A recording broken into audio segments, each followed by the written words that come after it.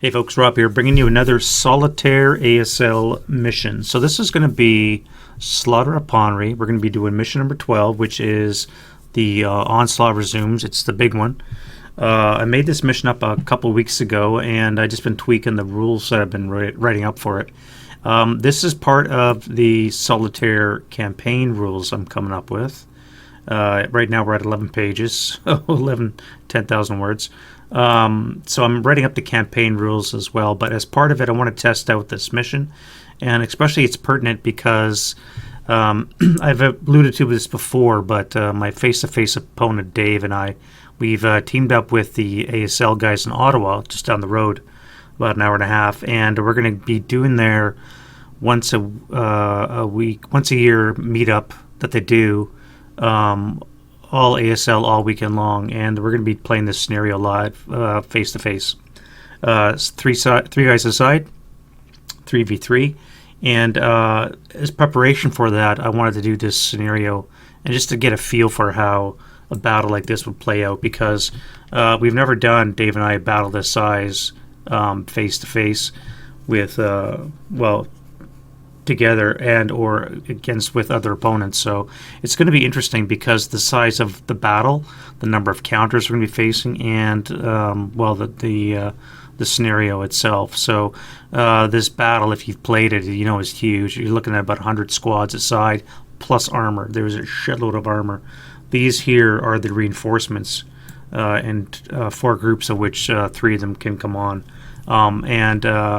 there's a lot of armor. Like I said, you got 10 Stugs, for Christ's sakes, plus a couple of Panzer Jagdtigers and the Elephants, as well as some Stu 42s and a whole bunch of other goodies. And the the Russians, I think they had like 30 T-34s or something in a campaign. So it's a bit, it's a lot. So I'm going to play this using solitaire rules, and I just want to test out the Germans. Get a feel for how they play. Now I'm playing in this face-to-face as the Russians, but again I want to see how the Germans get a what kind of punch that they can do. Now it's not going to be 100% simulation, just because solitaire rules are, you know what they're like if you watch my channel. You could gain the system a little bit. I'm going to try and avoid doing that as much as possible. I'm not going to use too much in the way of the movement tables that I don't tend to use anyways, these enemy actions. I'm going to roll for panic, and that's about it. After that, I'm going to do what's in the best interest of the enemy and try and go that way. So I'm going to use fire groups. I'm going to use smart movement. I'm not going to roll for the movement, for example, because I don't like these tables in general anyways.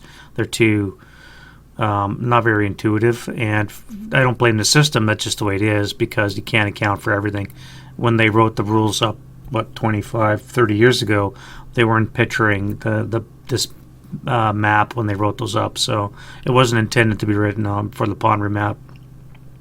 But I'm not going to be using those rules when I play this as much as possible, and therefore hopefully the intelligence, if you will, of the enemy will be mine, and give it a bit of a better battle and see what it's like. Germans do have a lot of firepower on their side, but you can see how many there are, yet they still have gaps. So we have exploitation here, and there's going to be some up here as well. Not that the Russians will be going on the offense too much, but initially they're going to be trying to hold their own, as all this rushing on German forces try and punch a hole through it. So again, we're going to see how that goes. Now, if you've never played this scenario, I should probably pull that scenario card up. All right, so this is what we're talking here. Onslaught Resumes. You can see we got one whole page just for the Russians, and we have another one for the Germans. So we're using all 3 maps, and the objectives are quite simple. Let's turn them off for a second here. Basically, what the Germans have to do, there are 4 stone buildings. There's this one up here. There's this large train station here, which has some funky rules. It's got these quasi-levels. There's a tank right here, and then there's a school down here. They all have to be owned by the Germans, 3 of which start behind German lines. The only one that's not is this one here, the school. In addition, they need to own 22 of these 30 wooden buildings that are adjacent to this road network here, right up to here. So there's 30 of those wooden buildings and rubble locations, and they have to control 22 of them. Now, all the wood buildings are behind, and rubble locations are inside the Russian lines, and 3 of the 4 stone buildings are within the German lines. So it's kind of a 50-50 thing. So a lot of the German efforts is going to be towards getting that school, and of course trying to hammer down on those wooden buildings. The Russian effort will be trying to get the stone buildings and trying to hold on to the school. Now you can see one of the problems the Germans are going to have when they try and maneuver. The red hexagon, by the way, is the perimeter line. Germans are to the left of it, Russians are to the right of it. And you can see all this open space that the Germans are going to have to run through to get to the wood buildings. So it's going to be very difficult for them to maneuver that close. They're going to be losing a lot of troops in the open to Russian shots. Up here in the north, it's a little bit denser, and depending on the German tactics, they'll be able to probably secure these top ones here relatively easy. We'll see how that goes. But the ones in the south, it's going to be a little bit more interesting because, again, you have all this open territory. Now, each side does get 2 modules of OBA, and again, you have all that armor as well. So it's, like I said, it's a interesting large battle, and once more with all that open area, it should make it even more interesting. There are covered approaches in the form of this wooden buildings and some debris as well to get the Germans into the school. But again, a lot of open territory as well, especially in these last couple of houses. And the Russians stagger their reinforcements just like the Germans do, and the Russians come on last. So in terms of reinforcements, this is what we're looking at. Each side has 4 groups. Now, setup, you have to pick 3 of the 4, and you stagger when they come in. So the Russians have 4, the Germans have 4. And you pick 3 of them, and you have to decide when they come on. So the Germans have reinforcements on 1, 4, and 7, and the Russians 3, 6, and 8, and determining when they where they come on. So for the Germans, it's easy. You can come on the west edge or the north edge. And for the Russians, however, you have the south edge. One has to come on the east edge, south of 60 and south, and one can be on the south or the east edge. Now, so you're looking at this huge map. 60 is right here. So you have to bring in one group between here and here, which is not a lot to work with. And the other one can come in anywhere on the south or the east to save these wood buildings, or again reinforce the schoolyard. So yeah, it's going to be like I said, interesting large battle. Alright, so this is the setup for the Germans that we're going to employ. Now, one of my teammates for this 3-on-3, Doug, set this up. We're going to do some wargaming on Saturday to test out our defense. This is obviously not the Russian defense.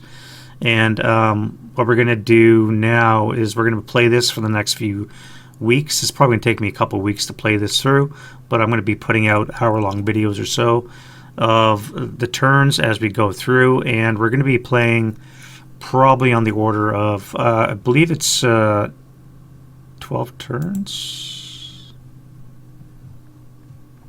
Yeah, 12 turns. 12 turns of play. I'm going to try and do at least one side in the video.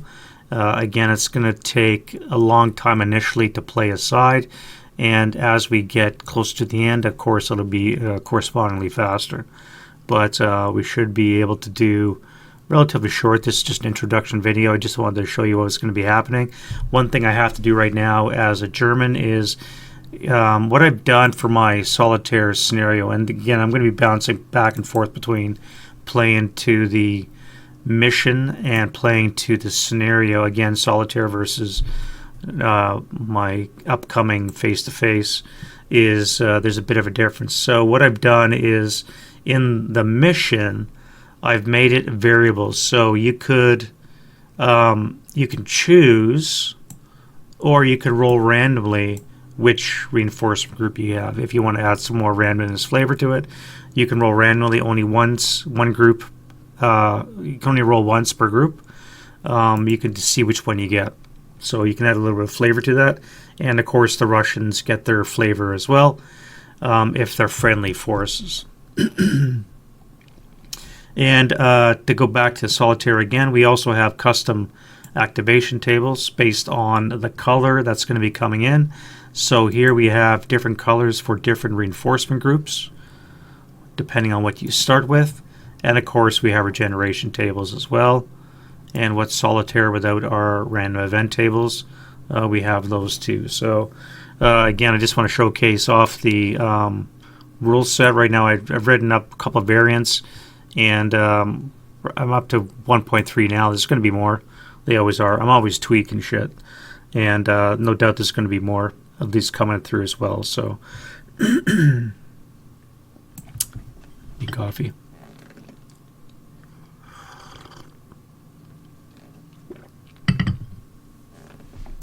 All right, so the plan. What's the plan for the German attack? First of all, I have to decide what do I want to bring on. Oh, I should mention too, if you've never played Slaughter at Ponyri, there's an interesting mechanic that they have for reinforcements. Normally, your reinforcements that you pick, these groups here, can come on, as we said, from your edges. However, there's a interesting rule in the campaign SSRs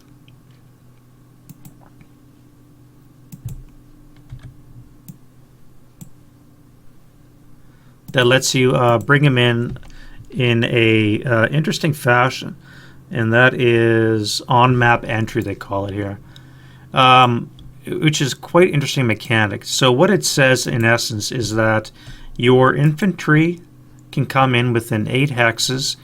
In lieu of coming in from an entrance from a map edge, you can bring him in and drop him in 8 hexes away from an enemy location. Vehicles can be within 16 hexes of an enemy location. So rather than dropping them in from the edge, so these guys have a long walk, I can drop them in 16. Not these guys. These guys have to enter from it. But my reinforcement groups, I can drop in 16 or 8 hexes if they're infantry from enemy locations. So it's a really interesting mechanic. So rather than have to march the length of the map, because the map's so huge, this is one reason why they come up with it, and it's only 12 turns. If you're going to waste 3 turns getting to the battle, it's really not it's not fun. So rather than do that, they've come up with this mechanic.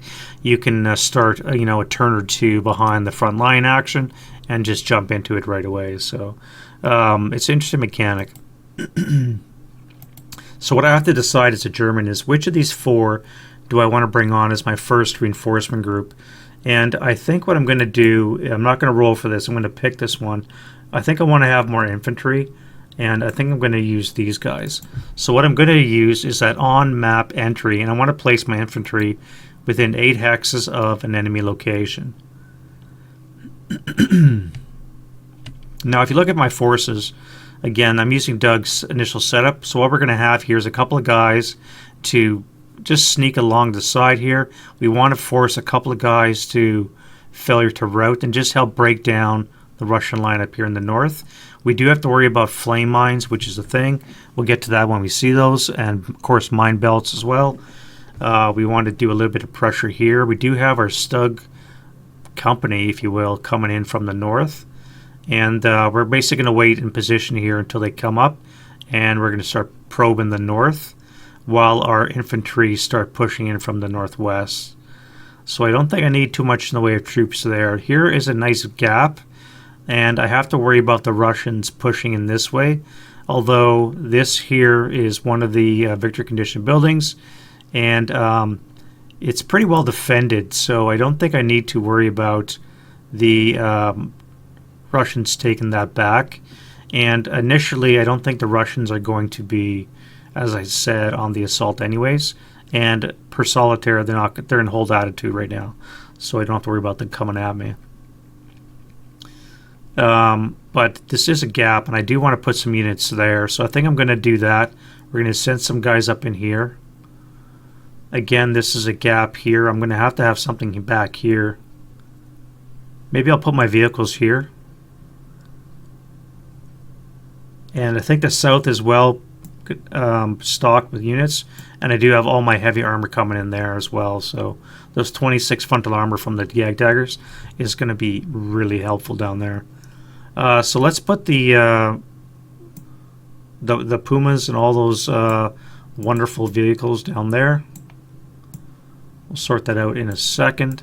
Now they got to be 16 hexes away from these guys, so that's going to be interesting. And the infantry, I can set up probably here.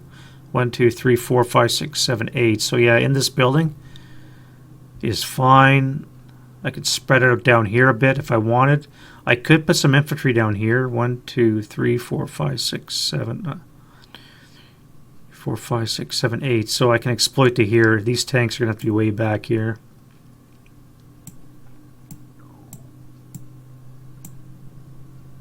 One, two, three.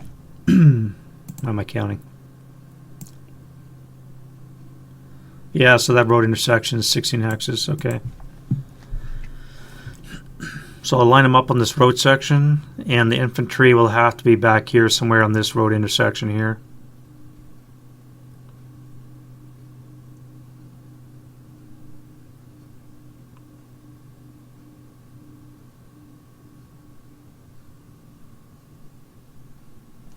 Alright, so we're going to put some 4.67s down there.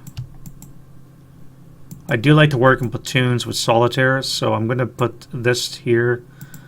We have a couple A1s. Let's give him an A1. And let's give him an LMG. So we have one platoon supporting the guys down there.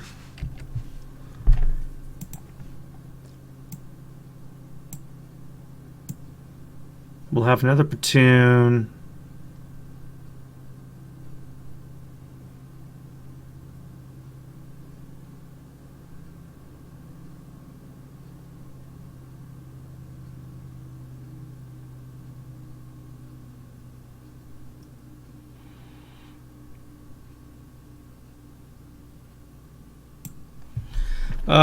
Yeah, let's go there. No, I got to stay within 2 because I'm going to use... No, I'm not going to use command rules. Yeah, I'll use command rules. Let's keep it solitaire. I also want to test out my rules, so let's put another platoon down here. And that'll be enough to support the south, and the rest is going to go up north with these guys here. And that'll be my push to the east, and the vehicles will be there. So that setup is fine. And yeah, I'm going to set those up off camera. And the next video you're going to see me do is going to be actually the turn 1. So again, the plan, Stugs are going to push in from the north. We're going to link up with the infantry here. We're going to start some barrage. I do have one OBA module, which is going to be my 100mm, which comes in... this is supposed to be 120. Can't type. I do have 100mm off the bat, and the 120 comes in on turn 6. You can see I already have my pre-registered hexes, and the 100mm OBA comes in with the black chit off the start, so I'm going to get immediate access, which is great. So right away we're going to be dropping... I don't know if I'm going to do smoke or HE. I also get a bombardment right off the bat, which is a 2x radius on this location. And again, hopefully it's accurate. Once more, do I do smoke or HE? Probably HE. These are only wood and or light grain. I want to hammer these guys before I start launching in. I got a flamethrower right here, so let's get some action as well. As I said, Doug set this defense up for our offense up for our wargaming. I got to probably tweak the leaders, make sure I'm within 2 of everything per per solitaire rules, but should be okay. And again, we're going to see in the next video how that goes. So stand by. The Onslaught Resumes is coming to you guys soon, and I'm going to try and put these out one a day, and we'll see how long it takes to actually play. Our face-to-face game is going to be November 6, 7, I think it is, that weekend, whatever it is. And yeah, I'm looking forward to that. It's going to be a blast. So 3 days. It takes, I think, I forget what Scenario Archive has, if they even have it on there. It's like 50 hours or something. So it's going to be an interesting weekend, and I'm looking forward to it. Really looking forward to that. All right, guys, enough for that, and we'll see you guys next video. Bye-bye.